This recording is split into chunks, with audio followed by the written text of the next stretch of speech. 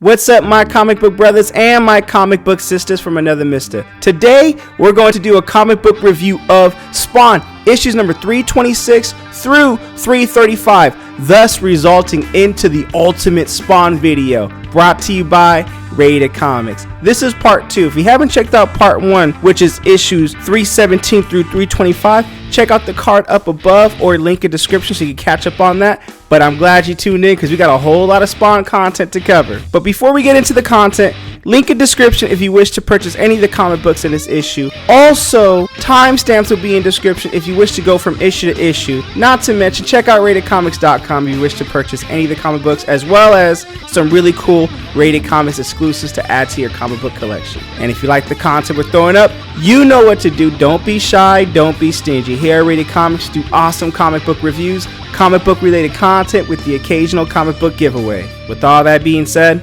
let's get into the content.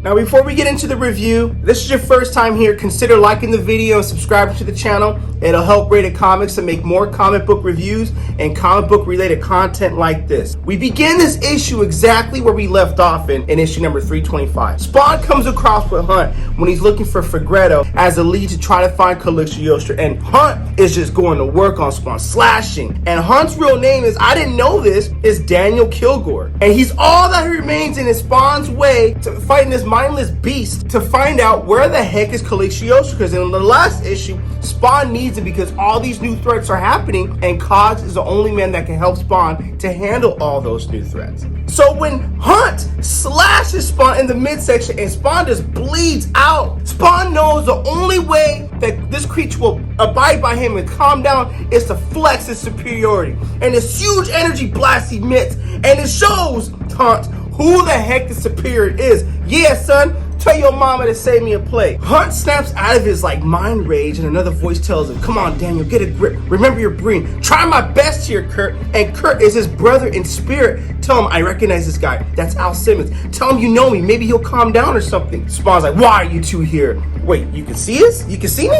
Yes. Now who are you? Oh, I'm Kurt Kilgore. This is my brother. This is his brother. We met years ago in Guadalajara when you were with the U.S. security group. Oh, did I ask about you? Calm down. Let's just talk for a second. This is just a misunderstanding. See, my brother Daniel, about a month ago, he was poisoned by his assassin girlfriend named Lydia, and we're trying to track her down to see if there's a cure. Now, we know she's part of a section of angels, but we haven't had that much luck finding them. Why did the angels attack you, says Spawn? Try to figure all that out. I mean, come on now. All I know is heaven and hell, they have it out for us because of this suit and the symbol on it. Lydia's group has an allegiance with Fegretto's crew. It's why we came here to get some answers. Okay, you came here to get some answers. Then why'd you kill him? Well, it wasn't part of the plan. The poison in me, plus it was causing issues with my suit. And in the middle of questioning Fegretto, he attacked me and I lost it. You freaking killed my only freaking lead, says Spawn. Whoa, relax. Let's just look around and see if we can find anything useful. So they look around, they do some digging. Hunt is contemplating in silence. Should I apologize for what I did? I mean, I did kill the brother's only lead. Remember, Spawn needed to find Cogs. Fegretto was that only lead after Spawn was doing a beat down the streets to find out where Cogs is at. Meanwhile, Kirk's spirit tells him, hey guys, I think I found something. So they go to the next room, and it's some kind of box,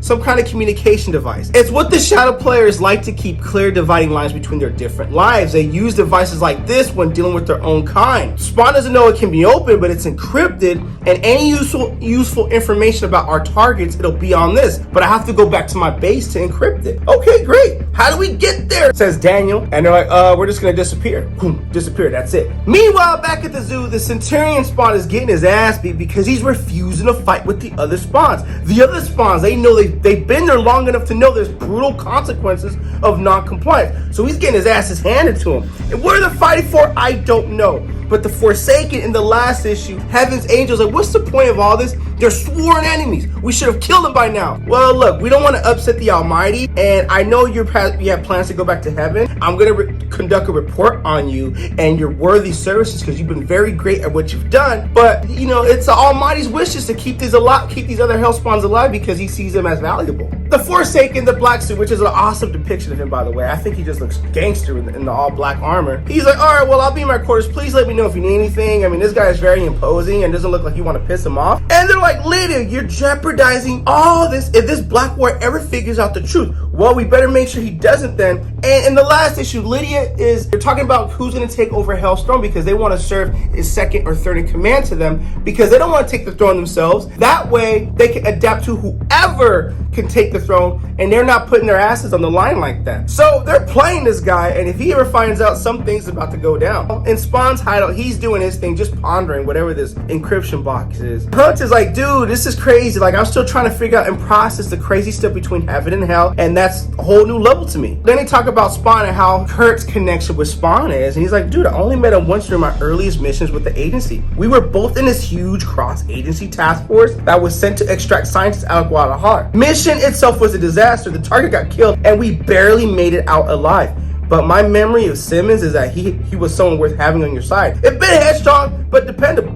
So we could trust them, right? Whoa, Daniel, baby bro, I wouldn't call it that far. And Hunt's like, man, I'm just going out for a walk. He runs into Cygor, and Cygor looks pissed. He's like, hey, King Kong, you got a problem? And that sniff of hot gorilla breath on his forehead is like, man, I wish you would try something. Spawn's like, hey, I told you, Hunt, don't wander around. Go back to the computer room. Cygor, it's all good. I think I found out who ordered the attack on you guys. It's Arthur Sylvine. Like Fregretto, he's another one of Heaven's operatives. Stuck on Earth, he runs several logistic companies in North America. The woman who poisoned you, she's one of Sylvine's enforcers. And after going into some more detail and dialogue, and I saw on one of his files a detailed meeting he was having with Cox tonight. We should be there. And they're like, okay, well, and also link in description if you wish to add this comic book to your comic book collection. So Spawn's request is you guys are following my lead. Don't screw this up. You follow, I lead, all right? And Hunt's like, wait a minute, hold on. I don't follow nobody's lead. And Kurt's like, fine, we accept. Good, there's a room down the hall. I'll come and get you when it's time to go. Meanwhile, in the meeting, they meet with Iris.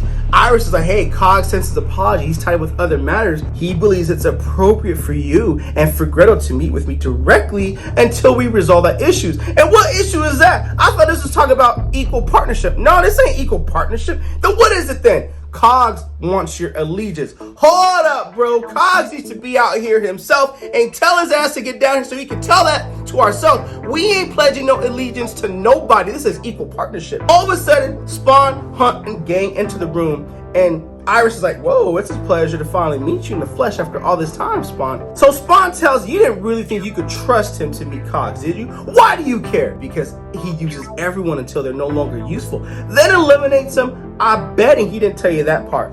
Oh, you know, Spawn, you're just being a little dramatic. Is that why Cog isn't here, Iris, to ambush us? Then they morph into demons and go in for the attack. Then you all will die. And then Cog will die too, and he will be next. And that's where we end the issue of Spawn, issue number 326. Personally, I thought it was not bad of an issue, but it's not great of an issue. I think King Spawn and Gunslinger Spawn spoiled that up for us, but I still gotta do these other Spawn issues because I think Spawn is still a gangster-ass comic. I think you'll have a fun time reading this book. It's just not, in my personal opinion, the best issue of Spawn, but hey, I'm still gonna keep reviewing other Spawn issues as well as King Spawn and Gunslinger Spawn, and of course, The Scorch, which was gangster. But with that being said, we begin this issue with the Hellspawn trapped in Cordelia's grasp. He wants to make a deal, but Cordelia's like, you know what? There's no deal to be made. You're not in no position to be making demands. And he's like, well, I must have some value. Otherwise, you have to kill me by now. I will cooperate. Let's make a deal. She's like, is that what you think? Well, sorry to disappoint you, but it's nothing like that. We chose you because you were the most expendable. A putrid smell burns as she shift forms. And she's just downplaying this Hellspawn, making him feel like crap. I never understood why hell wastes so much of its time and energy on your Hellspawns. Energy that almost always ends up in disappointment. So off screen, someone says, excuse me, man. She goes back into her normal human form. That's the form we like better because she's looking good, though. So one of the guards are like, Dr. Milner wanted you to know that he finished the examination and this prisoner's got the necessary psychic abilities. Good, bring it over here. And the Hellspawn's like, what, is this the best you got? I already said I'll cooperate. He's in a position of weakness. He has no leverage. And this girl's like, I know, but you know what? You're going to do exactly that, cooperate. And this psychic puts his fingers inside the symbiote and goes into this Hellspawn's mind. Meanwhile, Daniel, I love this panel right here where you get the fighting and action scenes, but also the backstory of Daniel Kilgore. Daniel Kilgore has never had the best record with women. The first woman he ever loved left him for his brother and married him. Damn, that's savage. The second tragically died in a chaotic battle with the psychotic cult. That's double savage. And what's also triple savage is look at this panel right here with Spawn and Hunt and these minion demons just going at it right in front of Iris when they had this last meeting in issue 326 to meet with Iris to see if they could join forces, but Iris wants their allegiance. Sorry, not Iris. Cogliccioso, who is now Sin, wants their allegiance. Daniel started to doubt if he ever find love again. Then he met Lydia, and for the first time in ages, he began to feel that there is hope. That is, until she tried to murder him. And now, this is where we are. Going at it, more fighting going on, epic fighting, awesome fighting. On the far side of the warehouse, Spawn battles a fresh wave of reinforcements. You're a fool, Spawn. You've fallen so low that you die for scum like Iris. And he's like, I know what she is, and I know what she's capable of, even if she does work with Cog. And for now, I need her alive. They do more battling ensues. This is awesome artwork. You're on the wrong side, Spawn. They're using you so they can steal more power. They don't want you on their throne. That's their lie. Hunt goes into more battle, and his brother is like, Danny, be careful, man. You're angry, I know, but we need to find a way to get rid of the poison in you. The demon is like, oh, my.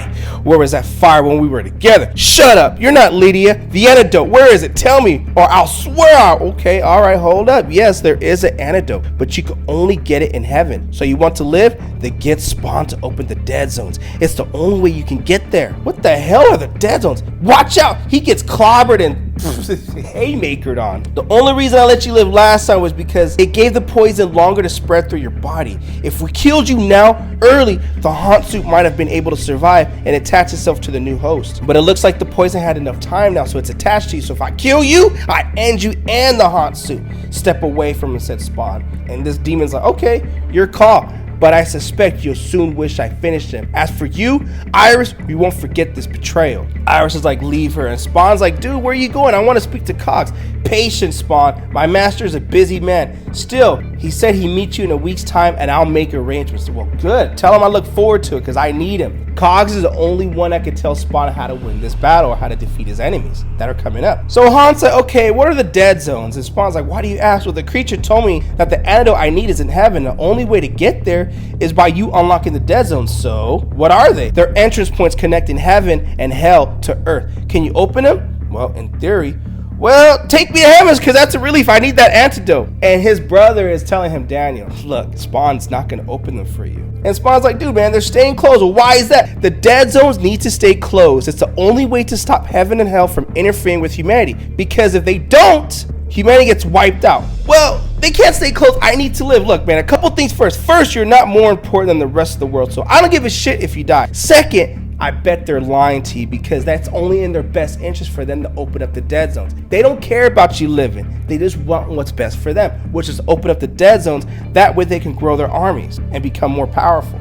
You're better off finding a cure on Earth. It's where the poison was probably created, so start there. By scouring the Earth, bro, Spawn, I don't have that kind of time. But like I said, bruh, you're not my problem. But I'll reach out to a few people that might be able to help. If they can't, the dead stones still stay locked. So don't even try me like that. And Spawn, tell your mama to save me a plate. Well, he didn't tell her like that, but it's just kind of funny. So that's how it is. Every man works for themselves. Well, screw you. I thought after all these years you'd be more pissed at them.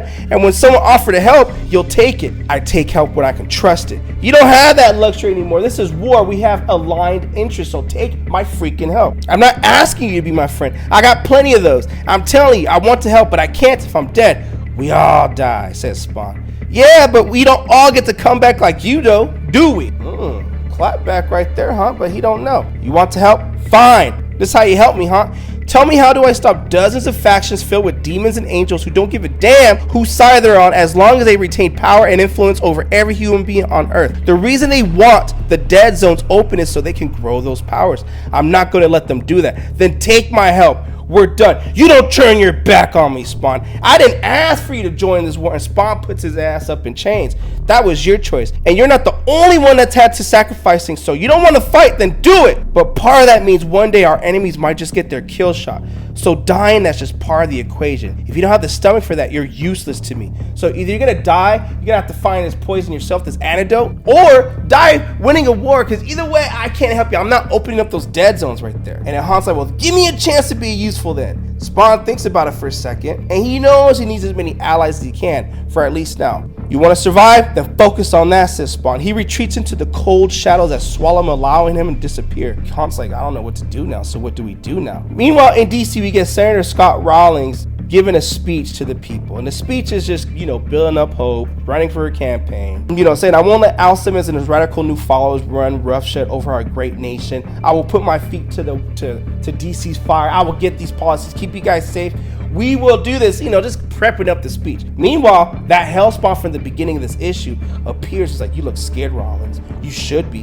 Breaks his neck, and the crowd tries to flee, but the sheer numbers slow them down, making their executions that much easier for the mercenaries and their high-powered rifles. Just going to work on this crowd. News coverage is getting a hold of this, as utter carnage has engulfed the area where Senator Rawlings was giving a speech to thousands of his supporters. Though most have managed to escape, the event has descended into a massacre. One of the mercenaries is like, hey, target's locked. Am I clear to proceed? Cornelia is like, not yet. I want them to gather more footage. We still need our money shot. We see this brother in this hooded sweatshirt with the cell phone recording that hellspawn. Death to those who oppose Al Simmons. Perfect. Proceed. Take that shot. Copy that. And once he gets the order, boom. Headshot to kill the head Spawn. And that's where we end this issue of Spawn 327. What do I think of this issue? I mean, okay, look, I think it's not a filler issue, but I think it's setting up a story for something.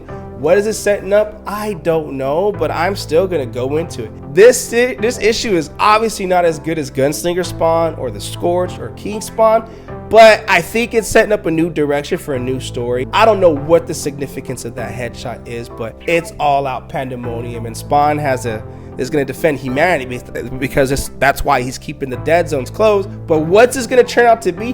How is this going to be? Is this going to create more pressure for Spawn? I have no idea. But if you wish to add Spawn 327 or any of the other Spawn comics to your comic book collection, link in description. I got to do it for the boys, so let's get to it. We begin this issue with where we previously left off with issue number 327. The Exodus Foundation has declared war. With the assassination of Senator Rawlings, the entire world sees Spawn as public enemy number one. But we know from the last issue, it wasn't Spawn that did that. It was some of the Walmart-looking Spawn, or Hell Spawn, that committed that act and got shot in the head. Now these new media coverages are talking about the terrorists that were killed at the scene, the identity of groups, and the leaders who were dressed as a vigilante Spawn. So the mystery remains, who is this Hell Spawn? But people in the media perceive to believe that it's Spawn. And the government is avoiding giving any information to the public as it is. The next panel talks about the lead terrorist was a 28-year-old college dropout named Elliot Cooper. And that's what the news coverage is going with. But is that information really true? I mean, it seems like obviously mainstream media is telling you what the left hand is doing, but what is the right hand really doing? So Spawn is obviously investigating this himself, and he's going through this, and this monologue is going back and forth with what Spawn is doing, but Spawn is trying to get to the bottom of this. And then off screen we hear someone telling Spawn don't move, which you don't come up on Spawn like that unless you want that smoke from him. And it's the army, it's the military, the militia. They want him gone, they want him out. And they all know the last sighting of Simmons was in Washington, D.C. 2 weeks ago, which is a reference to King Spawn issue number 2. But guess what? They don't want this smoke, and Spawn goes ham on these military militia. Chains, decapitating their heads, guns. They don't even stand a chance. This is just like putting a grown-ass kid in daycare amongst other kids. Give me your Capri Sun and string cheese. I'm hungry, and there's nothing you can do about it. So he's just wiping the floor with the blood, guts all over the place. In this next panel, we see the Forsaken, and he's pissed off at Cordelia because he doesn't care who she has to get in contact with. He wants to get in touch and get an audience with the Almighty. And he feels it was not God's intention for him to be hiding on Earth like some coward. And Cordelia's like, look, I understand your frustration, but we're all in this together. We've all been locked away from heaven. If you checked out the previous issue, she's obviously playing him because she wants the Forsaken fulfill her agenda. So Cordelia tells the Forsaken, remember, you still have much to atone for in God's eyes. And Forsaken's like, look, I'm not trying to buy all that. I have sacrificed more in service of heaven than any one of you, Cordelia. So for that devotion, I am seeking my reward. Well, you want your reward? You better earn it, baby. I'm obviously putting my own twist too, because she's got cleavage showing like that, and you making eye contact with a brother like that, you know something's about to go down. But jokes aside, she's really holding her ground with the Forsaken. So Cordelia continues on with the speech. God called you to fulfill a purpose.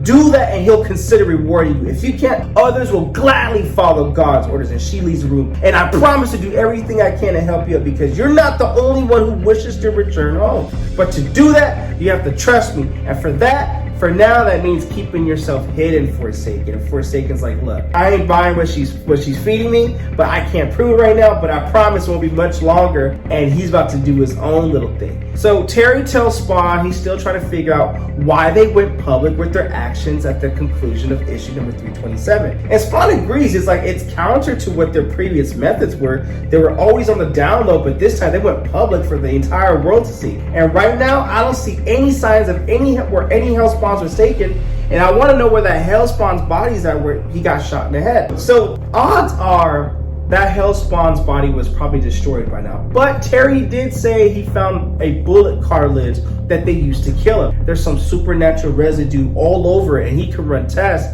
to confirm its origins. But before he does it, he wants to update Spawn that a few more of the networks and his connections that he looked into, they took out some fake IDs that was lifted from the kid who died a few days ago, so there's probably a connection to that. So Spawn's obviously good work, and also Terry informs him, ever since the other Spawns started showing up, there's been a huge spike across the planet in the number of necroplasm readings.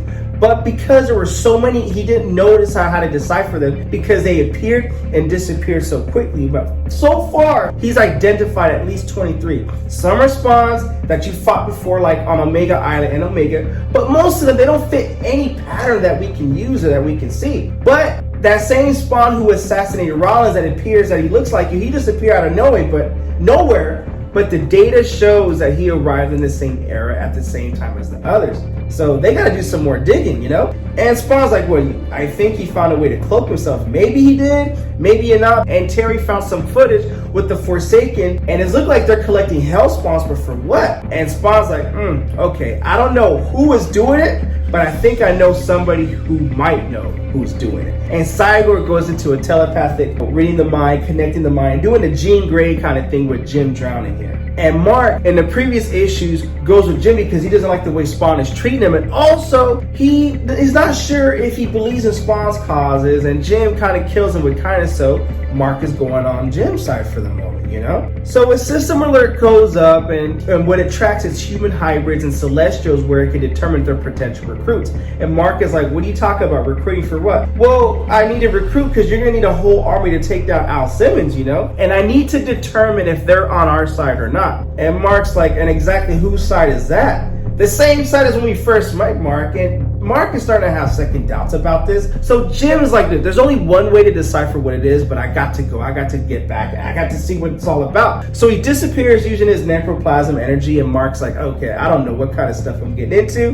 but we'll look into that later. Meanwhile, Cordelia's associate is telling her, you overplayed your hand and there's going to be consequences messing with the Forsaken like that. He can't put doubt, he can't put fear into that guy's mind. And Cordelia's like, look, man, I did what was needed to be done, and my operation accomplished exactly what it was meant to do. And that's to put fear and doubt and Spawn's little protest movement. I'm not worried about the followers or Spawn's actions. Well, what about the Redeemer? I'm not worried about that clown. And it's like, look, you don't take that brother lightly. You know, I'm sick of it. I know you might be sick of his whine, but her associate tells her, you don't have Forsaken in check. And Cordelia's like, really? Well, so tell your bosses that Forsaken's under our control. We're in the middle of a war, and in order to win this war, he's under our control. We will respectfully, Cordelia, her associate tells her, he's never been on anyone's side. And what scares her the most about him is he's a psychopath with the power to level cities. And what do you think happens, Cordelia, if he learns that you've been lying to him all this time? You think he's just going to want an apology? Hell no. He's going to want some names, numbers, and some assets on the platter. And also, I don't want to be anywhere near him when that shit does go down. And when he finds out that God's never going to take him back and he's never forgiven him, we should have destroyed him when we had the chance, Cordelia. And Cordelia's like, look, associate, you don't worry too much. Just stick to the plan. He's not going to find out, I promise. You know what? This brother is going to find out. The Redeemer is getting put in a compromising position with, I don't know who this guy is, but he's talking about cleansing and, you're under my power. But in that position, before he can get to the hill, Redeemer blasts him with the energy, but before Redeemer has a chance to revel in his victory, he senses something in the shadows, and it's Spawn. And Spawn's like, okay, very impressive. Who was that? Oh, don't worry about it, bro. That was somebody from my past. You don't want to know. Redeemer looks at Spawn, well, you're not here just to say hi, so what are you here for? And Spawn tells Redeemer the kind of info you know. When did heaven start creating Redeemers? And that's where we end this panel. Meanwhile, in this panel right here, where these two boys, Nate and his friend, are talking about dating apps, and this guy is like, dude, dating apps are dead. There's nothing out there for me. Will I ever find love? Man, look, be a man. Forget that internet dating stuff. Meet a girl the old-fashioned way, at a bar or at a funeral. Jokes aside, I'm just joking here. There is nothing wrong with internet dating. I'm sure there's been a lot of matches made in heaven, or a lot of matches found on internet dating, but jokes aside, let's get back to the review. I'm just having fun here. So meanwhile, this guy who he's talking to, his friend, he gets overtaken, his eyes turn green with necroplasm, and before you know it, he looks very similar to the Hellspawn that killed Senator Rawling in issue number 327. And his friend is like, you're that dude that killed him. So someone off screen is talking to this Hellspawn, and we don't know who it is, but it keeps that allure, it keeps that mystery going. And he tells them, fascinating, I always wonder what would happen if a spawn was killed while the dead zones were closed. Even with the body dead, the spirit can latch onto a new host. And this spawn's like, and you are? Why bother with introductions? And he chokes him, and you can see that thumb pressing down on his symbiote Adam's apple. And he's like, why bother with introduction when you've had so little time left? Just know that you have my thanks for the sacrifice you're about to make. And he sucks the soul out of this Hellspawn. So he tells me, because your name will live forever along with all those who help put sin on the throne of hell. And that's where we end this issue with Spawn, issue number 328. I am not sure where this storyline is going in my personal opinion, but one thing I do enjoy about Spawn and the King Spawn series, that while King Spawn is shaping up for things for Spawn to inherit the throne of each kingdom, Spawn in this issue provides a story where others are placing themselves in a line as all-time rulers or everything. So they're acting like King Spawn himself, where in King Spawn, enemies from Spawn are pretty much tempting him like crazy to take the throne of hell for their own agenda. So personally, I thought this issue was a little bit better than the issue 327. And as always on this channel, we're always going to review any and all Spawn content, whether it be Spawn, King Spawn, Scorch, and of course, Gunslinger Spawn. Link in the description if you wish to add this comic book to your comic book collection. And with that being said, now, before we get into this issue, we're just going to take it back a little bit. The Forsaken has had enough of false promises. He is on a rampage to earn back his seat at the side of the Almighty. So now we begin this issue with how the Redeemer was created for God's specific purpose, and he gave that signal, that purpose, the name Anti-Spawn, otherwise known as Redeemers. So we see how Redeemers are created. They have existed throughout history more than we could possibly imagine. And I like this Redeemer right here with the skeleton, with the bone armor. But it all started with the Forsaken, the black one. Heaven's first attempt at a soldier. He was also its first failure. Redeemer's having a conversation with Spawn. He's telling Spawn they imbued the Forsaken with more of its power than any Redeemer since. But that process was too much for one mind to bear, and it drove him insane. Disgusted by that result, heaven considered him a deformity and one that might contaminate the purity of the other realm. So he was cast out. Despite this, the Forsaken remained loyal, stalking the earth for years as he continued battling hell's forces, hoping to win back God's approval. So there's not much else that we know about him, but after his exile, heaven wiped out every trace of Forsaken from their existence. If he's here now, which he is, it's because he came through the time rip. And Spawn's like, man, this brother doesn't sound like the type that take prisoners. No, he doesn't. He's working with somebody. So Terry tells Al, hey Al, something strange seems to be going on with one of the Spawn signals that we're tracking, and it's Forsaken, and Forsaken is on the hunt again. So turns out he's battling out with this Spawn, Iron Spawn looking like thing. His Iron Spawn's blasted at him like, dude, we don't have to do this. We're not enemies. Yes, we are. And his suicide collides into him and causing a shockwave of an impact. And Forsaken's like, your corpse will be an offering to the Almighty. And if your soul in this husk isn't enough, I'll gather another one like you. Smashes his head. You can tell the impact of that punch just takes the top off of his head. And another. More green blood sprouts out. And another. Until the pile of dead hell spawns outside Heaven's gates can't be ignored. As he's about to impact with the final blow, Spawn tells if you touch him again, you're dead. And so are the people you work for. And Forsaken's like, you? Oh, I've been looking for you, Spawn. I only serve Lord God and his will, no others. But I'm glad you're here because I'm going to hunt you down anyway. He's on this rampage. And when this brother feels like he's got nothing to lose, with all the power that he has, he is nothing but dangerous. Cordelia is called into the chambers. What is it? It better be important. You got 30 seconds to tell me. Finally, Cordelia, we've been trying to reach you, says this guy. Forsaken's gone AWOL. We don't know what's happened or why, but he's broken out of the facility. And they're looking at all this destruction that he's doing. And Cordelia's like, we already tracked him down. The problem is, so have Spawn and Redeemer. This is happening too fast. And this guy's like, look, I thought your plan was to get Spawn's attention. It is. I was. But this is happening too quickly and I need more time to prepare. So the guy's like, I wouldn't worry about that. I doubt the Forsaken will let himself be taken alive by Al. So she's like, it doesn't matter. Spawn has some power over the dead. If he kills him, he may still be able to find the answer he needs. I need the telepath. Bring me the telepath. So we go into this panel with Hunt looking for answers, going on the killing spree, trying to figure out how to open up the dead zones. Or he wants to find out the cure for the poison he's infected with. And this guy tells him Heaven's the only place you can find a cure for it. He's like, you sure? Positive. Decapitates his head. I don't need you nowhere. Look at all this killing spree he's doing. And Hunt hates this. Kurt tells his brother Daniel, if you watch my Haunt Origins explain, it explains how Haunt became about if you're new to this or whatnot, but just a little fun fact here. So he's telling his brother, stop chasing dead ends, man. You know, they keep giving me the same answer. We need Simmons. He can open up the dead zones to cure ourselves. So this guy goes in for the attack and he gets blasted in half by this other brother. And he's like, well, he want to hurt you. And Haunt's like, okay, well, what about you? Why are you sneaking up like that? I thought you were dead. I did, then I got better. Well, what the hell does that mean? I don't know what that means. And so this brother tells him, it means I can help you with your situation with Heaven and finding Al Simmons. And that's where we end this panel. So now we go back to the juicy part of the book where Spawn, Redeemer, and Forsaken are duking it out. Radio contact is maintained with home base by Terry telling him, ow, if you can hear me, another batch of signals just popped up on my scanners. They're heading your way. Spawn's like, how many are there? I can't tell, but you gotta get the hell out of there. He can't, he's in the middle of something.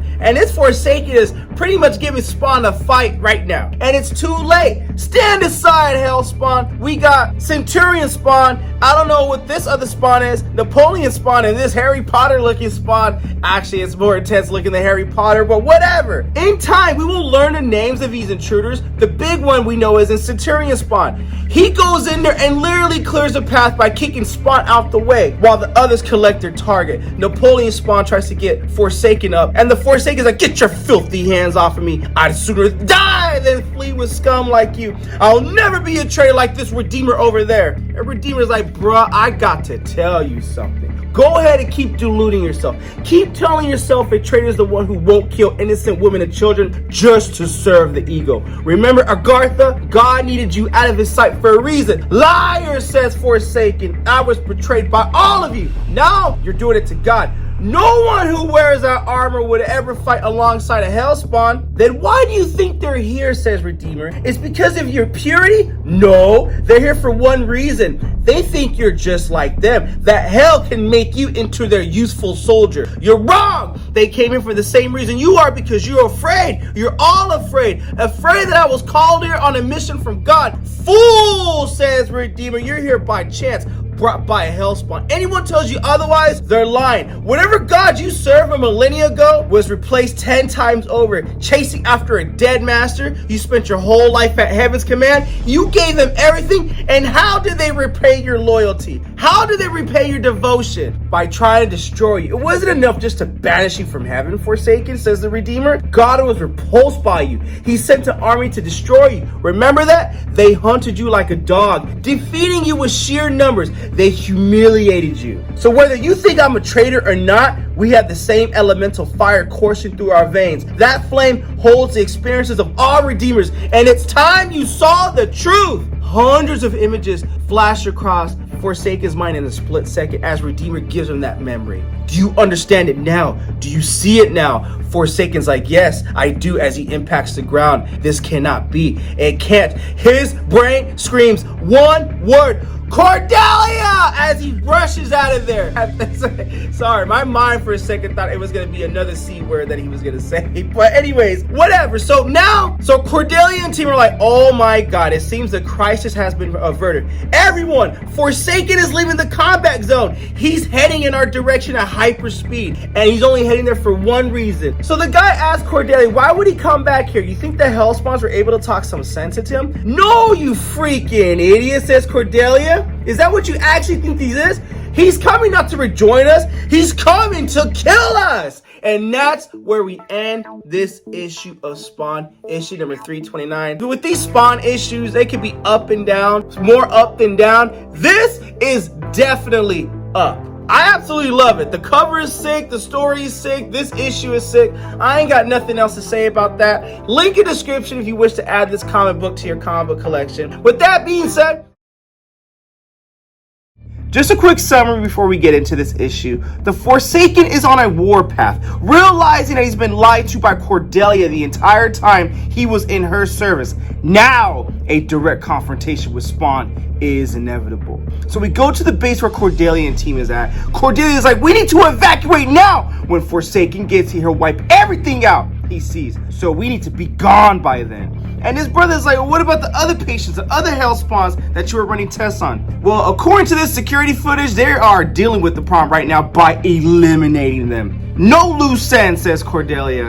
And once the guards are finished, this place will be leveled to the ground. Think of it as mercy killing. And this guy's like, but our research, you're gonna destroy all the hard work that we've done? Well, you're welcome to stay behind if you like, because I'm not. And then a big rumble comes up. And Cordelia's like, damn it, he's already here, ahead of schedule. Alert the team, alert the security, slow him down, contain him for as long as you can. And Forsaken looks like he means business. Where is she? Where's Cordelia, says Forsaken. Meanwhile, in another panel, we see Redeemer flying over to follow the Forsaken's trail. He's closing in on his location. And that location appears to be in the middle of the Colorado desert. And Terry tells him the only record he sees in that location is an old military base that was closed decades ago. Nothing's coming up on that satellite image, so whatever there's there must be some cloaking tech. And Spawn's like, get me those coordinates ASAP, Terry. I'll meet Redeemer there. So minutes later, Spawn gets to the location and Redeemer's like, yo, this is the slaughterhouse. So Redeemer's like, yo, man, I recognize some of these species. They must have been pulled here through your time hole as well. So Spawn sees all this death and all these hundreds of cells.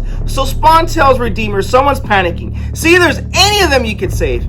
I'm going to find the Forsaken because I got business to take care of. Now, in this panel right here, we get to see that Overkill's brought back to life by Jim Downing. And also, Overkill's brought back to life to help Jim Downing fight this war against heaven and hell. Now, when Jim appears back, he just tells him that, like, hey, Overkill is reanimated. He's been dead twice. He's brought back. He's programmed to see you as a friend, not a foe. But we're also going to get Humped to join our cause. But if he doesn't join our cause, well, then that's okay. I guess we just got to proceed the plan as usual. It's referencing issue 314 of Spawn, but you know, this is interesting, but also it sets up the story from the back end so we can move forward on the forward end. But I want to get into the Spawn and Forsaken battle. Link in description if you wish to add this comic book to your comic book collection. So now back to the action. Cordelia is leaving to prepare to get the hell up out of it, because when Forsaken comes there, he's gonna mean business. And forget about everything, listen to me, she tells her gang. This is bigger than Spawn, we got to go. As she prepares to chart the helicopter, oh, Forsaken's like, you lied to me, girl. Your right to be a servant of heaven has been forfeited.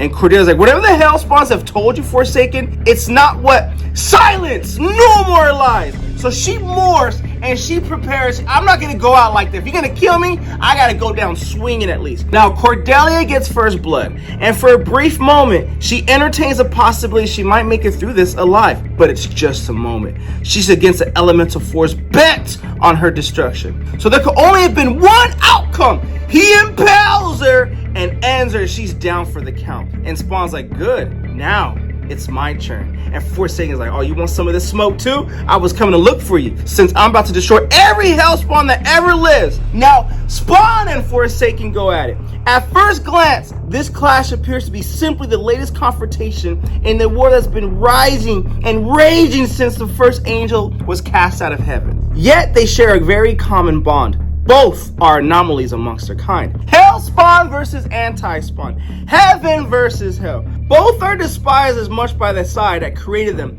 as their enemies. But you know what? Though each would sooner die before admitting that connection. And for Spawn right now, he hones in on his opponent's potential weakness. His armor. Once cracked, it forces its host to split its connection. This is an awesome fight right here, and the art is insane. Battling both external and internal damage. Now, Forsaken is a very smart warrior, and especially smart since he survived many tests that he's been taking because he's battle tested. He knows when to make a strategic retreat to prepare for his next assault. Because he has to, after Spawn cracks his armor, that's his weakness. I gotta go back and regroup, but I'm coming back for that ass later. Forsaken tells Spawn, tell Cordelia I'll be back, and tell her to count her blessings. Next time, you won't get the chance to save her. Then he's gone. He walks up to Cordelia, and Cordelia goes, you see what you've created, Spawn? Spawn stands silent, unwilling to engage or debate his enemy, especially her kind. Look at what you unleashed. How do you think he got here? It was you when you created that tear in time that pulled in hundreds of Hellspawns from every imaginable era. They were dumped here on Earth, and now all of us have to clean up your freaking mess, Spawn. Did you ever stop to wonder where they came from, what they're capable of, or why these monsters aren't attacking your cities and massacring millions of people? Did you question that? Or are you just as arrogant, or you just don't care? I've been catching them, containing them, not you, because every one of them hates that they're locked on this damn planet, says Cordelia. You pretend you're protecting this world, but you're not. You know why? It's because you're the greatest danger to its existence. And unfortunately for you and for them, you've no idea what's approaching the chaos, the destruction coming your way. You set everything that breathes on the path to annihilation, Spawn. Remember that!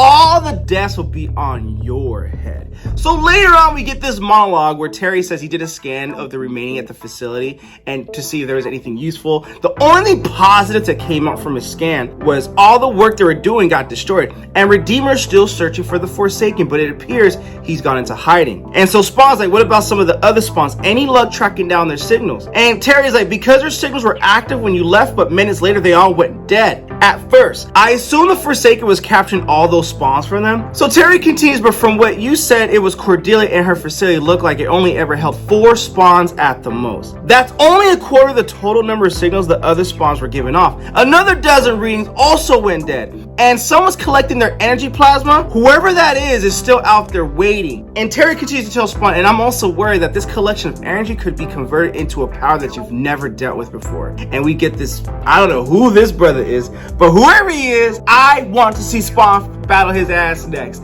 And that's where we end this issue.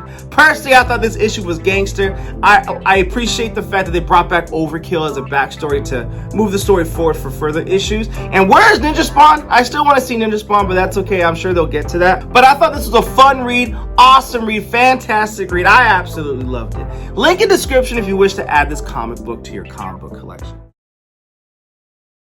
Just a little bit what happened previously in Spawn issue 330. The Exodus Foundation has been torn apart by the Forsaken. Now he has no masters. Meanwhile, the surprise return of the cybernetic Russian assassin Overkill could tip the scale in Jim Downing's favor. So we begin this issue with the story of Abel Akane, our reenactment of it.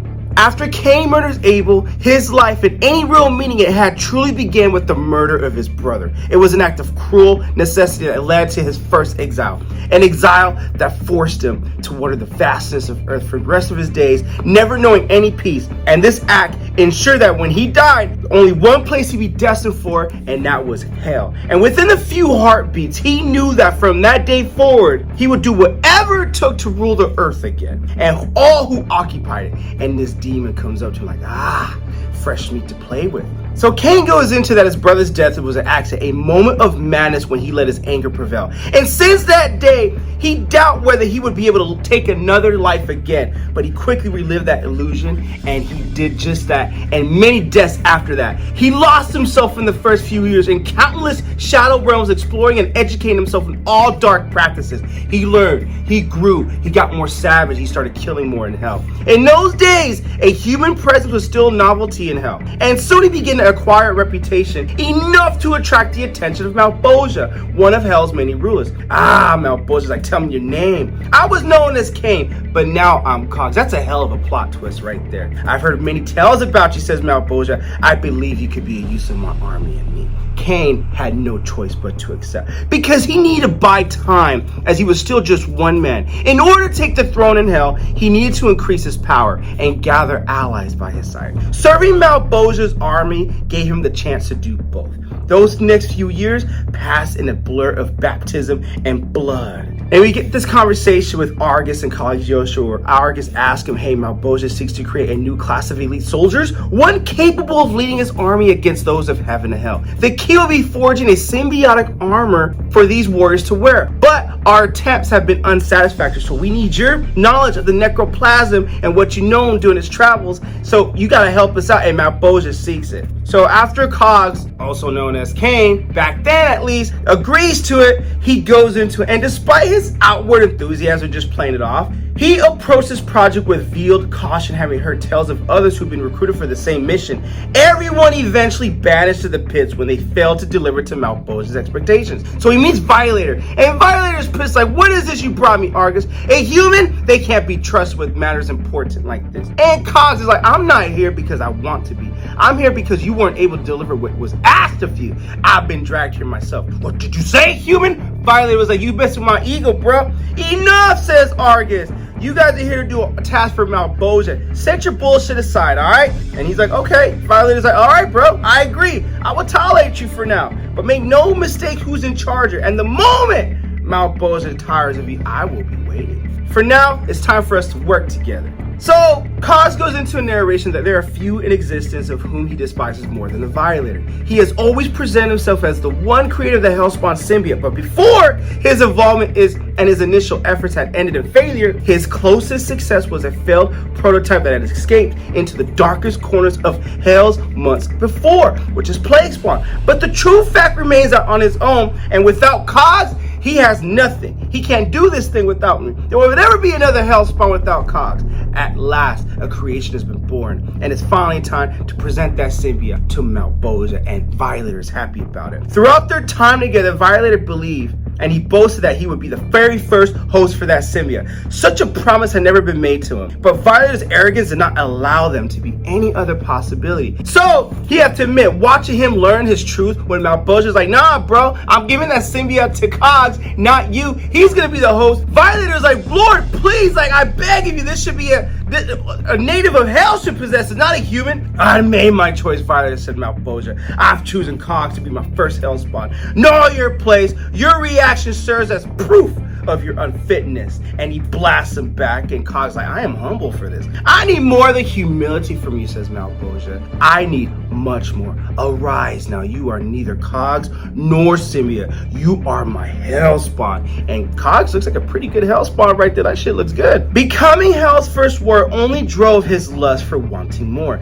And so over years, he waged relentless war on Malbolgia's behalf. But all the while he was doing it, he was gathering more and more support for his own plans, converting demonic soldiers one by one to his way of thinking that their group sacrifices and bloodshed is why Malbolgia held on to his power. Without them, Malbolgia is nada. So he's recruiting more crew members and more, and they're recruiting more. So as his recruitment grew, his plan was to take the throne on the eve of Cortosia, and those loyal to Malbolgia would be scattered across the realm that night. The thing is, Cogs knew that with every fiber in his bone that his plan would succeed, but he never got the chance to because of a lone traitor in the ranks, which is that purple brother right there. And when Malbolgia gets wind of this, he tortures the hell out of him. I treat you like a true-born, and treason's what you give me in return? Did you think you could stand against me, says Malbolgia. but nothing's compared to what I have in store for you. Your corpse will be smeared across the many. Lord, says Violator, there's another choice in how to punish a prisoner. So that way of punishment was exile in human form. For the next 30 centuries, Cogs wandered the earth, only a single spark of power left in him from his Hellspawn days. Once he used that shred of power, he'll return to hell to be punished for eternity. So it's just like a mind game, mind torture they're doing to him instead of physical torture. Whoa! And he's been trying to steal necro powers from every Hellspawn, but to no avail.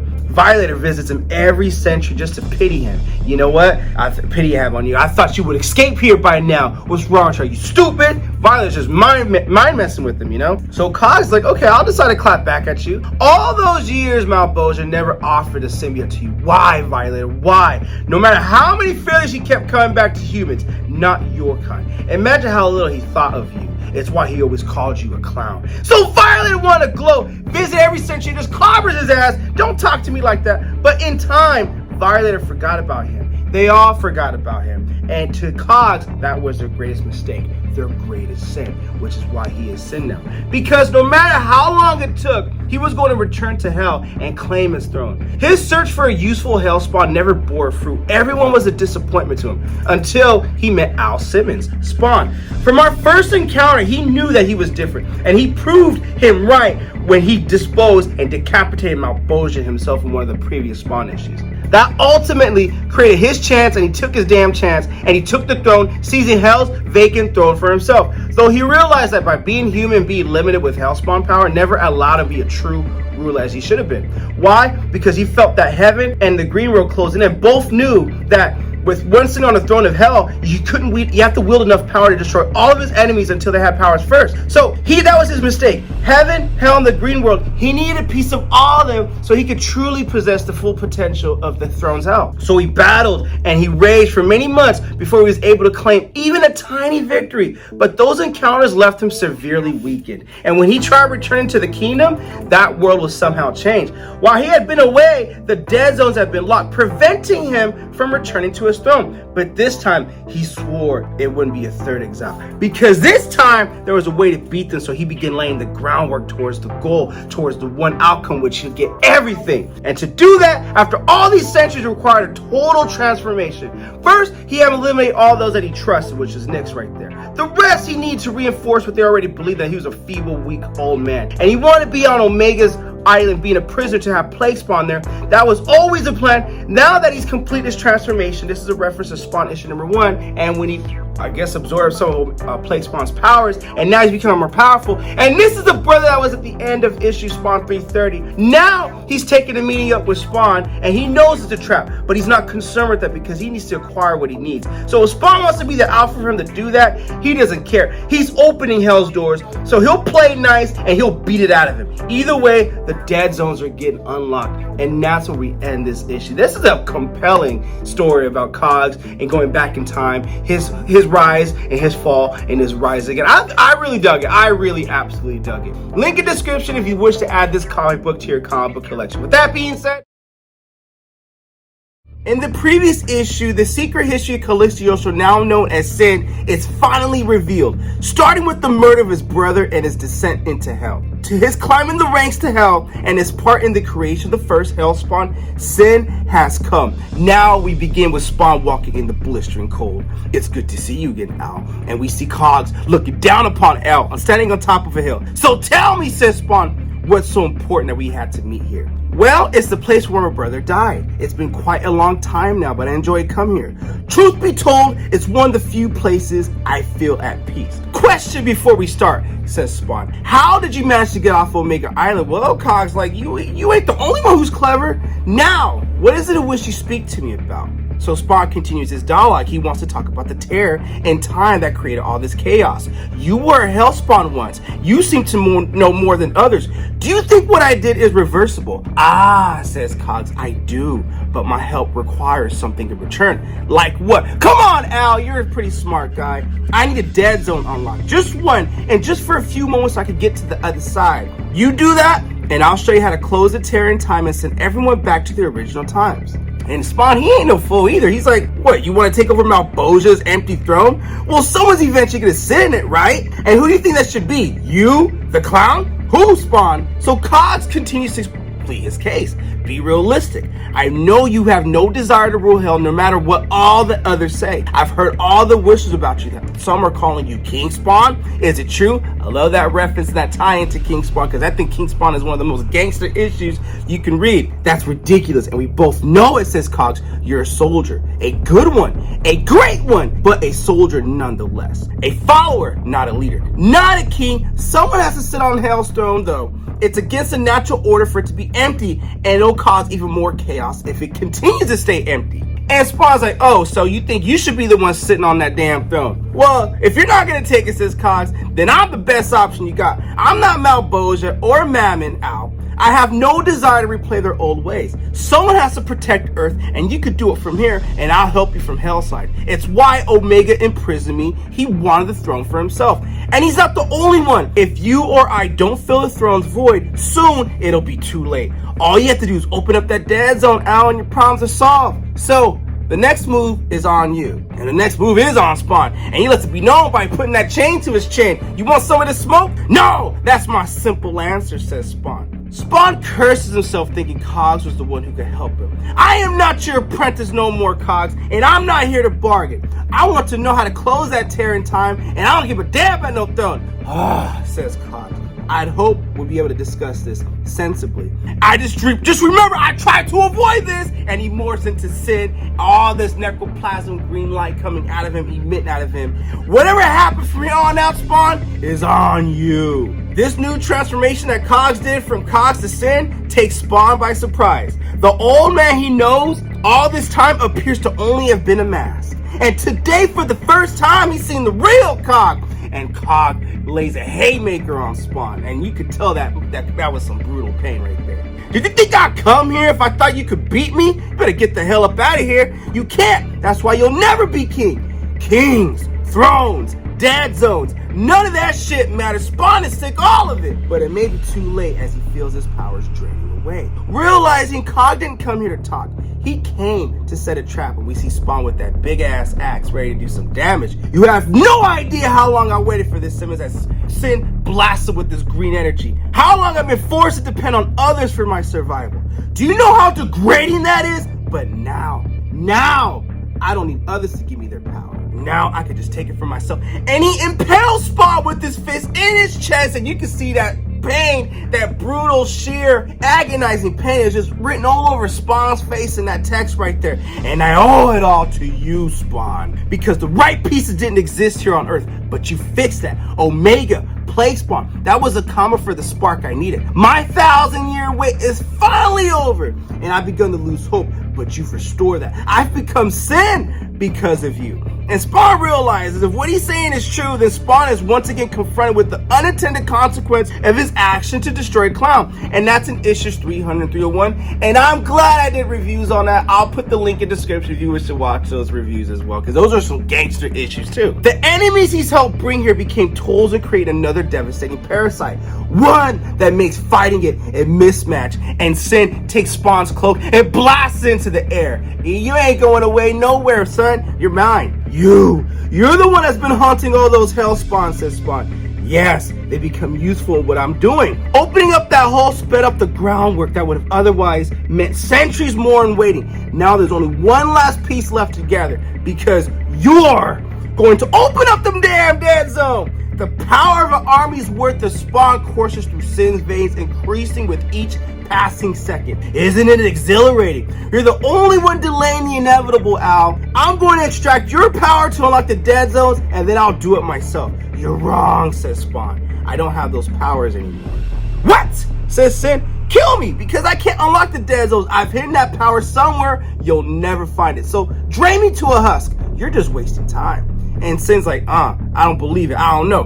But meanwhile, this voice from off panel says, get away. And the first lesson Al Simmons learned in the military is whenever entering a hostile territory, especially against an unpredictable enemy like Cogs, you got to have backup. And we see Cygor come in and just clobber him and get his ass out the way. Take me out of here, says Spawn. The creature's surprise attacks buys them only a moment, but that's all they need, as Spawn's cloak comes back to them, envelops them, and gets them up out of the scene. Retreating goes against Spawn's every instinct, but he can't risk Sin draining more power from him than he already has. The battle for now is done, but in the weeks and months to come, many will hold this night up as a turning point when everything changed, when the war for Hailstone actually became official. So we see Jim Downing talking on the intercom, whoever he's talking to, that Al failed his chance, and he had his chance and failed. If Sin had managed to unlock the dead zone, none of us will be safe. So Al said he's managed to hide it somewhere, but he doesn't know where it's at. As he goes and starts figuring out what the next plan of attack is, Hunt goes there. He's like, hey, you know what? I want to join the team. But before I do that, I want to investigate another lead first. But I'm not sure if it's going to work out. But Hunt is on his own mission. He needs to find some allies because he wants to find a cure for his sickness, for his symbiote, you know, what he's going through right now. And Jim Downey is happy to hear that. So he tells him, for now, allow me to introduce you to the rest of the team as we see Mark and Overkill. And this is a different Overkill from the previous issues. It's a much more tame Overkill, a reprogrammed Overkill. And that's where we end this issue. Look, I mean, it's cool to see Spawn get his ass handed to him, but you know Spawn is always going to come back stronger and better. At least that's what I think is going to happen with Sin. It's interesting. I dug this issue, and that variant cover that I put on the thumbnail, that is definitely worth the price of adding this comic book to your comic book collection, because I think that's the first, no, it's not the first appearance of Sin. It's just really good looking art. And if you're a fan of art and supporting the art in the industry, that cover is definitely worth adding to your comic book collection. And I thought this is a gangster read. Link in description if you wish to add this comic book to your comic book collection. In the previous issue of Spawn, before we go any further, Spawn finally receives an audience with his former mentor, Cagliostro, now known as Sin. The ensuing battle proves that Sin's power has grown exponentially and that Spawn is completely unprepared for what is going to happen next. In other words, we all know our boy Spawn got his ass whooped. So in the weeks since the clash with Spawn, word of Sin's power has traveled far and wide, with all these other demons and Hell's demons meeting and trying to pledge their allegiance, and where they're going to pledge their allegiance to, ensuing all this chaos, heralding a crisis for some. While all this is happening, this is creating opportunities for others. So this brother knocks on the door, Iris opens the door, and his name is Cataclysm. And he says he's here to pledge his allegiance to Sin. So Iris tells him to come in, but he's warned. Many others also wish to speak to the Master, and the list is getting longer. So I suggest you make yourself comfortable. It could be quite some time before Sin grants you some permission. Cataclysm tells him, well, tell Sin, he'll want to hear what I have to say. Yeah, I'm sure he does, says Iris, like everyone else. Well, what if that information I have to tell him is information how he can return to hell? You saw what happened last week. Sin does want to return to hell so he can claim the throne of hell, but he needs a dead zone to do that, and that's where Sin might want to hear the brother out. So meanwhile, in another place, Jim Downey tells Overkill and Mark and Gang that he's not going to keep saying it. Simmons can't be controlled, and he can't be allowed to control the dead zones any longer. His reckless and arrogance and luxuries that we can't afford. We have to act now. We have to ambush it, because Sin isn't going to back down. He's going to reinforce. Half the demons on Earth are gathering under his banner. It's only a matter of time before he comes for Spawn again. This is our best opportunity to attack Spawn and do an ambush while he's weakened and not even expected. So we got the element of surprise. And Mark's like, okay, so you want to ambush, but I don't know where he's at. It's okay. When I regenerated Cygor, I established a personal link with him. I've been spying on Spawn for months. And to extract that information on how to control the dead zones or find the power source of the dead zones, Jim Downey is like, we need him back here so we can contain him long enough. And Mark is like, yo, I don't like this idea. Let me talk to Spawn first. This feels like we're moving way too fast. We've run out of time, Mark. We attack tonight, says Jim Downey. And Mark's not all the way with this. So he's like, yo, wait, you having second thoughts about this, Mark, says Jim? I thought you were on our side. I am, but keep in mind, I did everything for you. You asked me to come here on a whim. You're keeping information from me, and I still don't know your full plan of attack or what your full plan is, but I'm asking you to trust me on this. Trust me on this. Return the favor. Let me talk to Spawn before you do this attack. And Jim Downey's like, fine, we'll hold off. We'll grant you that. Talk to him. Maybe he'll prove us wrong, but I'm not holding my breath though, says Jim Downey. Elsewhere, a horror unfolds as Hell's chosen warriors have turned on one another in pursuit of their own sense of survival. And we got 1, 2, 3 Hell spawns feasting, devouring on Cagliostro. Cagliostro, now known as Sin, is among those whose life force is about to be extinguished. Or so it appears. And then we get this telepath, this guy, this guy comes in talking about, hey, I really thought you'd be much more of a challenge, Sin, given it was your idea to test me. So, did I pass? And Sin's like, shut the fuck up. No, you did not pass. You're just a disappointment. And smashes his head to the ground. Pathetic. And meanwhile, at this long table meeting with Blood and other Hell's demons, that brother right there is just sitting dead and not sitting pretty at all in this meeting. And Sin is pissed. He's like, these are the best telepaths you guys can find. None of them had anywhere near the level of psychic power I'll need to break through Spawn's defenses. Oh, we're trying, my lord. Our search still continues. Silence, says Sin. You've all wasted my time. I should have done this task my damn self. Well, I understand your frustration, Sin, says Blood, the vampire lord. But look how far we've come this week. The hordes are willing to pledge their loyalty to you. It's irrelevant if I can't unlock a single dead zone. So get the word out that starting today, says Sin, every day Spawn refuses to open the dead zones, I will level a new city. Blood's like, yo, that wasn't what we agreed to. You swore to me to leave Earth to my vampires. Calm yourself, Blood. There will be plenty left for you. Alright, this is just to flesh Spawn out. But you underestimate Simmons. He'll rather burn the world down than hand it to the likes of you or me, says Sin. And Iris comes in, he's like, well, then maybe it's possible that we may not need Simmons after all. What are you saying, Iris? I want you to meet someone, says Iris. So Cataclysm introduces himself. He's like, yo, I've traveled a great distance to be here so that I might offer my services in your journey. And Iris is like, just listen to him, Sin, listen to him, hear the brother out. And so Cataclysm tells him, for months I've served the vision of the clown, but eventually I could feel which way the tides were shifting. When the throne of hell is claimed, you shall be the one sitting on it, Sin. My wish is to do everything I can in helping you get there. That's why I've come to tell you, you don't need the dead zones to return to hell. There's another route. Deep underground, in the caves of Omega Island, there's a fissure, a small crack in the fabric of reality between the world and hell. I don't know why or how it's there, I just know it exists. And Sin's like, that's where I became Sin, when I was in prison there. Maybe it was that. It doesn't matter, it exists, and now the clown doesn't know how valuable the fissure is. And that's a reference to Spawn's Universe, issue number 1. Card up above, link in description if you want to check out that review to see how this ties in. But now, back to the content. So, Cataclysm is like, so for anyone who's tried passing through it from hell, has failed. I believe with your powers, there's a way to reverse the flow to go from Earth to hell, not the other way around. And Sin's like, and I should trust a soldier from Clown's army as the one with all the answers? And that's a very sussy, comeback. And this guy's like, I understand your hesitation. All I can say is, you're not the only one that hates Clown. He betrayed me and hundreds of others, so if me helping you allows me to get my revenge, then I'll be your loyal subject. And Sin's like, okay, well, if what you're saying is true, you'll be richly rewarded. But take a walk with me.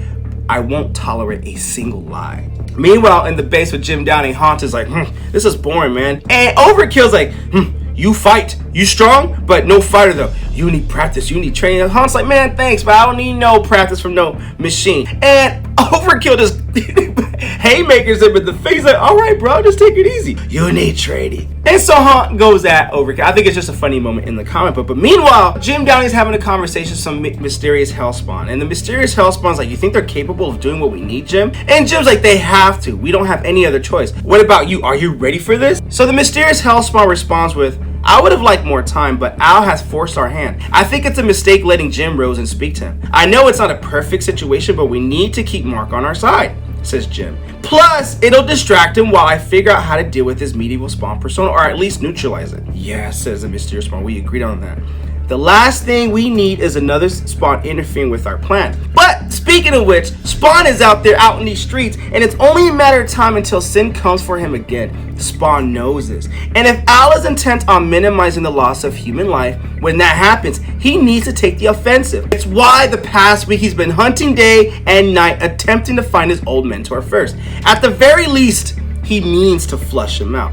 To accomplish that, he needs to be strong and he needs to be healthy. Because as much as he'd like to ignore it, the last few months he's taken a mounting toll on his body. He needs to rest and he needs time to recover. So he goes into the shadow, back into the base. But how, Al asks, Sin seems to be growing more powerful each day. He'll continue to press his assaults, and Spawn senses a presence in his lair. You're not supposed to be here. Nice to see you too, Al, says Mark. I'm here because we have a problem. We both do. And I thought you'd be resting, and I heard about your accounting where it said you got your ass whooped. You got knocked out. And Spawn's like, you don't rest during that. That's how enemies conquer their opponents. But you've been at this far too long to not know that. Look, says Mark, I didn't come here to fight. Then what'd you come here for, says Spawn? To warn you and to help. Sin It's just the tip of the iceberg, says Mark. You know that, but you still keep playing your solo game. Solo game, says Spawn? I'm helping the Scorch. That's what more do you want from me? I want you alive, says Mark. But that won't happen if you keep being a lone wolf.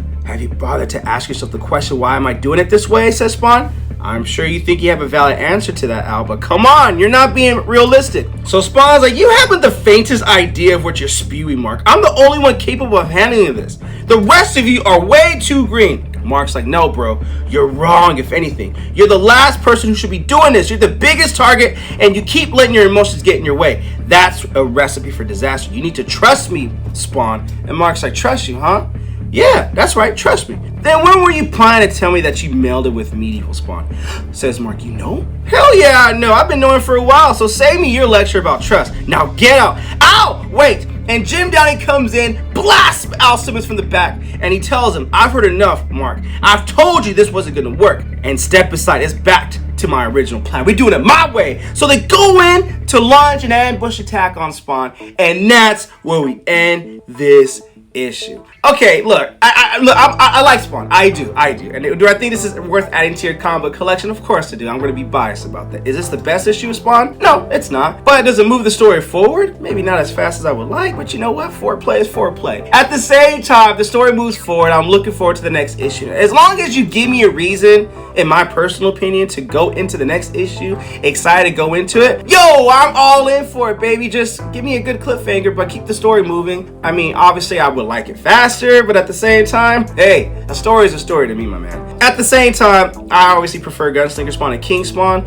but I'm okay with the New York strip, and to me, Spawn comic books are New York strips. Spawn comics are about other people trying to take the throne of hell, where King Spawn is about, yo, we want our boy Spawn to take the throne of hell. I love the intertwining, how the stories mix and gel with one another. With all that being said,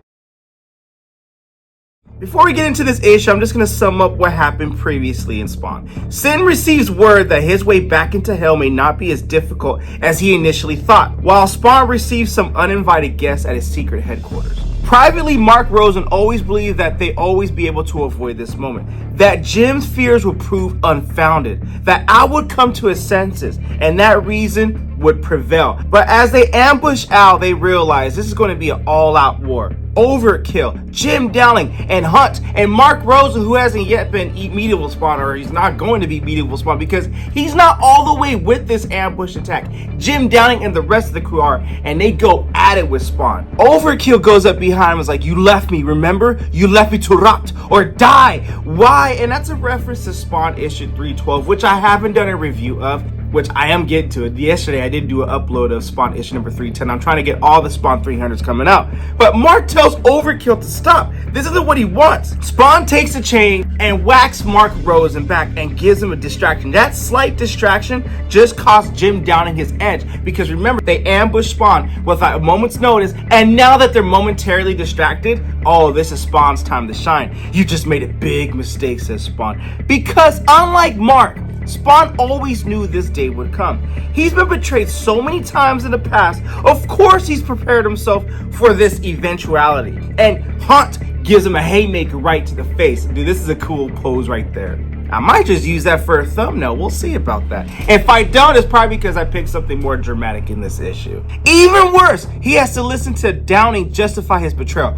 You brought this onto yourself, Al. I wish Mark was right, that you see what was going on. But we can't keep waiting for you to wake up. There isn't time, and there's too much at stake. Downing, says Spawn. And I believe what they're talking about is Spawn getting too much power, being power crazy, and it's all out war, and Spawn is just going way off left field. Shut up, says Spawn, and he unleashes his chain attack against everyone. Jim Downing, Overkill, and Hunt. What was your plan, says Spawn? To take me out so you can shut down heaven and hell? You think you could do that better than without me? They'll wipe you. And right away, Spawn realizes something imposing is coming up behind him.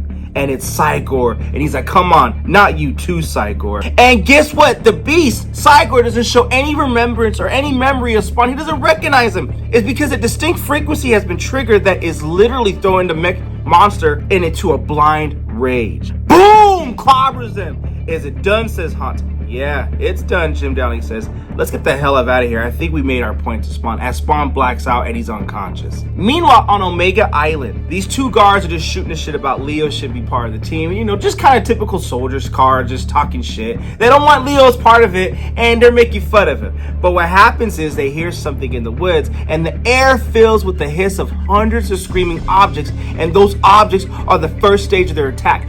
Bats attack them, neutralize most of the island sentries. So far, resistance has been minimal, and they don't know how to fight that back. So, I believe it's Cataclysm telling them in the monologue, we expect alarms soon, but should still be able to breach the fortress out of perimeter before Clown has time to properly mobilize its forces. Remember in the previous issue, Cataclysm tells Sin there's another way to get to hell without the effects of the dead zones, because Spawn's not going to open them for nobody at this point. But Omega Island has another way to get in, according to Cataclysm. Well done, Blood. This is a good start, because that was Blood that at least all the the bats to attack. Now, Cataclysm, your information has proven accurate so far. It's time to prove your worth. So, okay, Cataclysm's like, okay, of course. Once we're inside Clown's fortress, I'll be able to lead you where the fissure is, so you can go back to hell and do your thing. So Jim Downing and gang get back to base, and Overkill is instructed to bring Spawn into the next room. So Hunt's like, what do you want the rest of us to do? Well, Mark needs some medical assistance, says Jim Downing. Make sure he gets what he needs.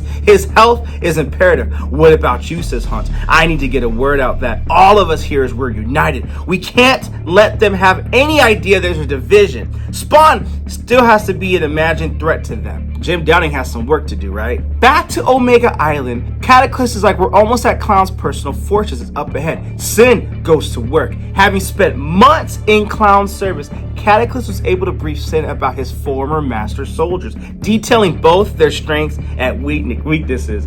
And Sin is having a ball just taking them out one by one. It ain't nothing, man. It's just cake. It's easy to me. In another circumstances, each of these recruits would be a formidable foe of their own. Against Sin, they're nothing more than just a momentary obstacle. However, he gets clobbered in the face by the side, and Sin's like, yo, I wasn't expecting that, but now that I know what I'm expecting, it's just a little tickle. One weapon in Clown's arsenal has been underplayed by Cataclysm, and it's Violator. And Sin's like, oh shit, it's about to go down. You think you about to take me on? Well, ain't no way, boy. Ain't no way. Boy, ain't no way, boy.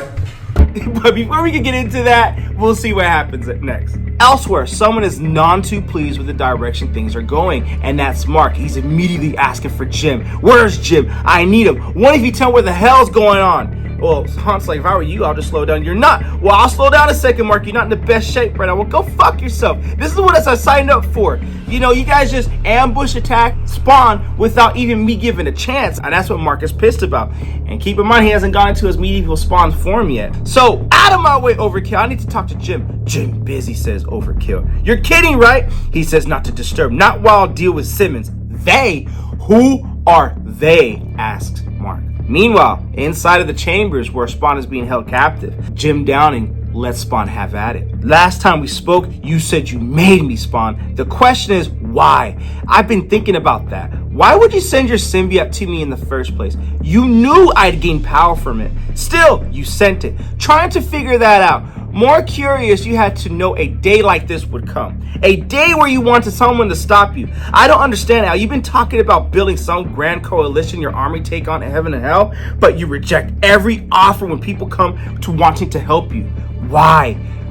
Says Spawn. You feeling jilted? That's what this is about? No, Al, it isn't. Yes, Jim, it is. And Jim's like, really? This is about your recklessness, putting people in harm's way. Your way of doing things doesn't work anymore. It's why your powers need to be stripped.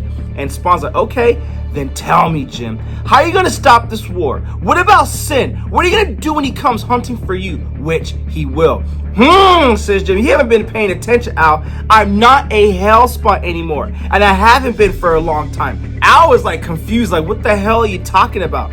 And this lady pops out, and it's Nyx in a different form. Remember Nyx from issue 300 where she gets murdered? And also that video I uploaded of Spawn issue 310. Nyx comes up to She-Spawn in her zombie form, and now Nyx is this? So Nyx tells Spawn, sorry, we need to meet again under such circumstances, Al, but right now, you're the greatest danger to our world, and you need to be stopped. Spawn shudders, it's not her, not now. No way she's back from the dead without him knowing it, because remember, Spawn issue 310, he controls the dead, and he was controlling her. This can't be Nyx, and that's where we end this issue.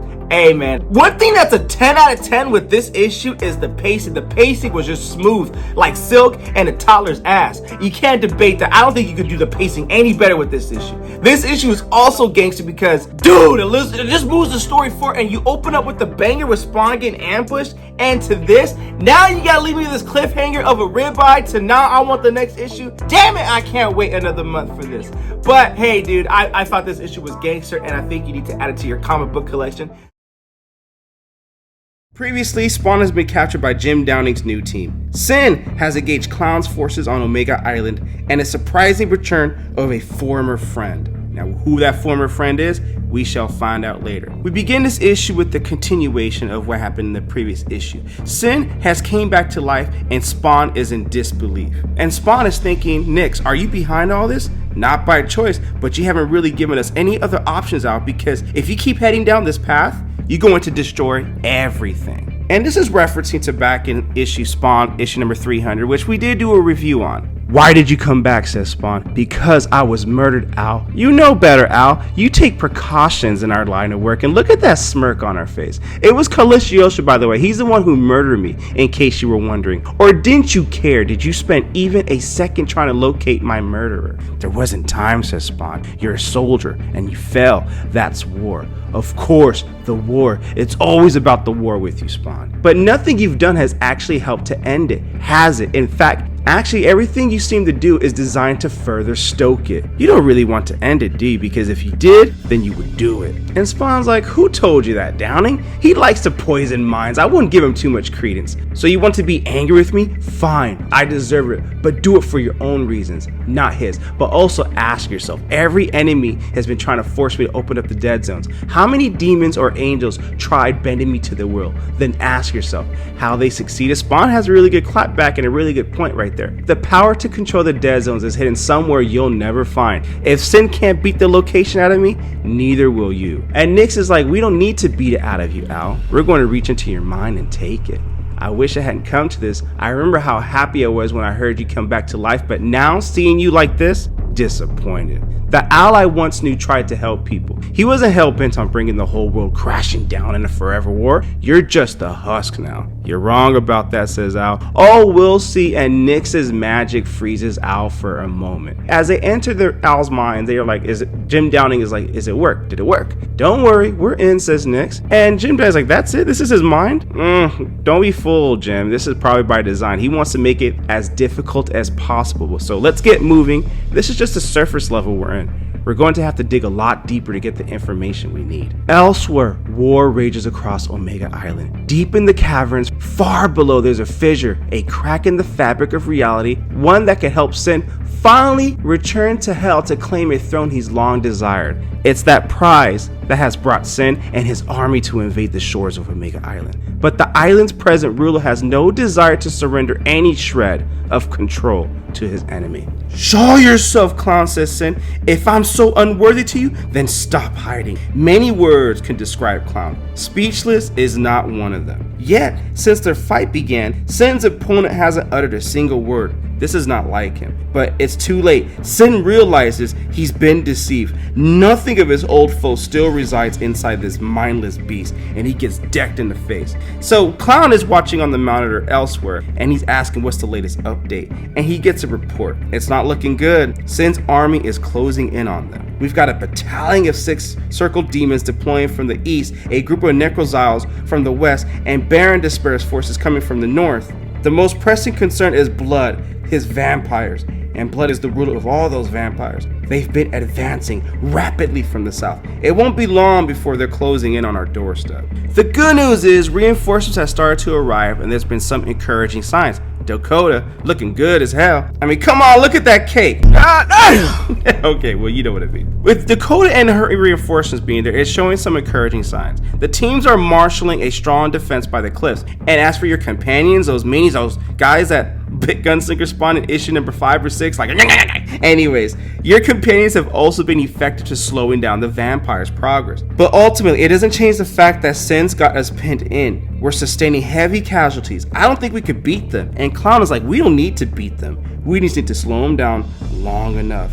And he makes a phone call. So have you found him yet? And Jericho's like, yeah, I found him. I've been digging a lot of digging and I tracked him down. When are you going to make contact? Soon. I just want to make sure you definitely needed this guy. Yes, Jericho, I do. I need him now, says Clown. And for Jericho to have this kind of fear, this brother has to be out of this world, imposing. I'm curious to know who this guy is. And Clown is like, tell him what I told you exactly. I've got it. You better. And Jericho's like, And Jericho curses himself out because he feels he should have doubled his retainer. He nears his target, and you can tell by the look on his face, he's just like, oh my gosh, I gotta tread carefully because my life depends on it. I'm Jericho, I'm hoping you might have time to chat. And this guy closes his fist like, I ain't got no time for this. Look, we're all friends here. I'm here on behalf of a mutual friend. We've been keeping an eye on the activities you've been doing. He's got some information he thinks you might be interested in. He just wants me to pass this on to you and then leave it up to you and you deal with it. So please, do you have a second to talk? And you could tell, like, Jericho does not want to be doing this, but whoever this guy is, and all we see is the fist, I hope we get a reveal at the end. So Mark calls Jessica and he tells Jessica, I think I may have made a big mistake.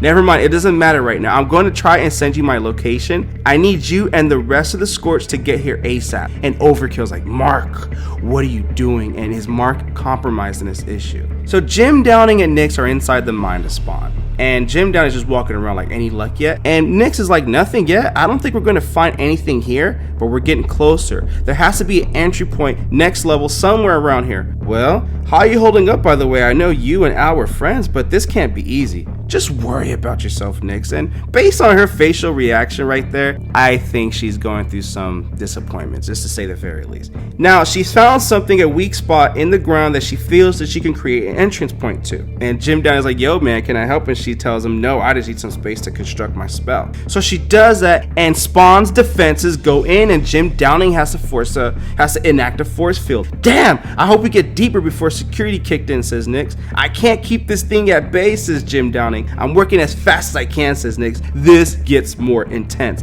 And Jim Downing is losing his position, losing his strength, and losing the force field that he's holding up. Follow me, says Nix. So they go into a portal, she creates a portal, and they get out of there. Al's defenses have improved since the last time I was alive. Well, we can still enact our plan, right? Says Jim Downing. We can. We just need to be more careful. I doubt that that's the only surprise Al has got for us. It turns out that isn't the only surprise. Something else is lurking, and that's gonna go down too. Clown wants to report in, and he calls in Jericho. And Jericho tells him, I think my conversation with him took a few years off my life, but it's done. Alright, I conveyed everything you wanted word for word. And, says Clown, don't worry, Clown, he's on the way, and he should be arriving any second now. And Sin is going to work and laying that smoke on Violator. And he knows, and Violator's like, yo, man, I don't want this smoke no more. And after this fight concludes and Sin comes out victorious, I know you're watching, Clown. I hope you're taking notes, or are you just going to continue to hide behind your pets? Why won't you face me? I'm just a human. Crackoom. And Sin is wondering, what the hell is that coming out from the skies? And as this thing braces for superhero landing impact, I mean, come on, a reference to Deadpool, right? Then the voice of what just crashed landed speaks.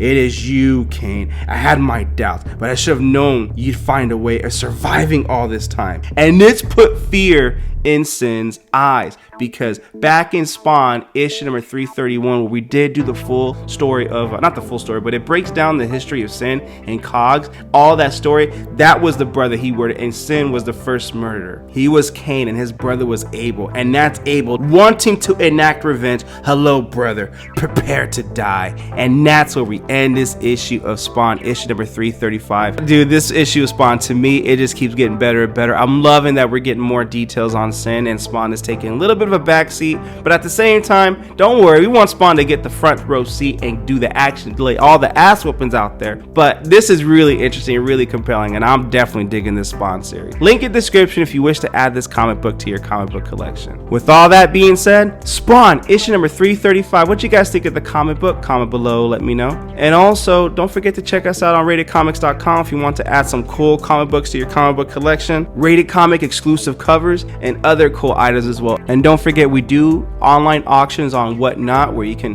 link in the description. We download the app, check us out, get some amazing deals and bargain deals as well. Last but not least, if you'd like to buy your boy a cup of coffee, link in description, or donate to the Super Thanks. But the greatest compliment you guys can do is by liking the video and subscribing to this channel. Thank you again for watching. Until next time.